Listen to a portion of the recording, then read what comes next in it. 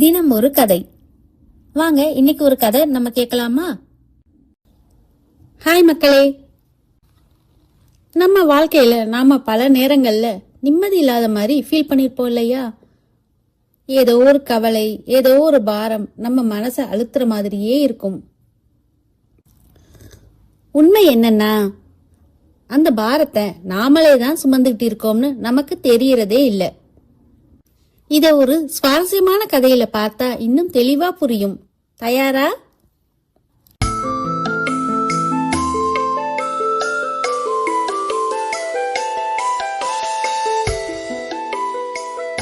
ஒரு சீடன் இருந்தான். அவனுக்கு மனசுல ஏதோ ஒரு கவலை. எப்போதும் ஒரு விதமான பாரத்தோடையே இருப்பான். இத கவனிச்ச அவரோட குரு அவன்கிட்ட ஒரு பெரிய மூட்டையை கொடுத்தாரு.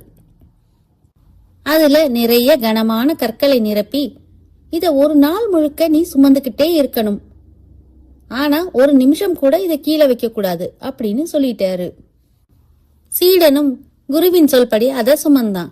கொஞ்ச நேரத்திலே அது ரொம்ப கணக்க ஆரம்பிச்சது. வெயில், களைப்பு, உடல் வலி அவனால முடியல. ஆனா கீழே வைக்க கூடாதுங்கிறது குருவோட கட்டளைக்காகவே கஷ்டப்பட்டு சுமந்தான்.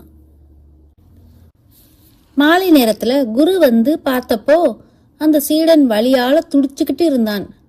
அப்ப குரு மெதுவா சொன்னாரு, சரி மகனே, இப்ப அந்த மூட்டைய கீழே போட்டுடுன்னு. சீடன் உடனே அந்த மூட்டைய சட்டென கீழே போட்டான். அவன் முகத்துல அப்படி ஒரு நிம்மதி. ஆகா, எவ்வளவு லேசா இருக்கு, எவ்வளவு நிம்மதியா இருக்கு குருவே அப்படின்னு சந்தோஷப்பட்டான். அப்போ குரு ரொம்ப ஆழமான ஒரு விஷயத்த சொன்னார். மகனே, இந்த மூட்டை தான் உன் கடந்த கால கவலைகள். நீயாகவே அதை சுமந்துகிட்டு இருக்கும் வரைக்கும் தான் உனக்கு வலி. நீயாவே அதை கீழே போட்டுட்டா அந்த நிம்மதியும் உனக்கு கிடைச்சிடும். எவ்வளவு பெரிய உண்மை பாத்தீங்களா மக்களே? நாம சுமக்கிற கவலைகள் கடந்த காலத்துல நடந்த கசப்பான சம்பவங்கள், பயம், இதெல்லாம் தேவையில்லாம நாமளே சுமக்கிற கற்கள். இன்னைக்கு இந்த வீடியோவை பார்த்துட்டு இருக்க நீங்க அந்த மூட்டைய கீழே வைக்க தயாரா இருக்கீங்களா? கவலையை சுமப்பதும் அதை விடுவிப்பதும் முழுக்க முழுக்க உங்க கையில தான் இருக்கு. இந்த கதை உங்களுக்கு பிடிச்சிருந்தா உங்க நண்பர்களுக்கும் ஷேர் பண்ணுங்க. மறக்காம கமெண்ட்ல சொல்லுங்க, நீங்க இன்னைக்கு எதை விட்டுட்டு நிம்மதியா இருக்க போறீங்கன்னு.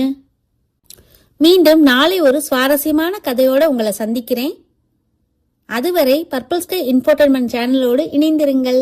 நன்றி.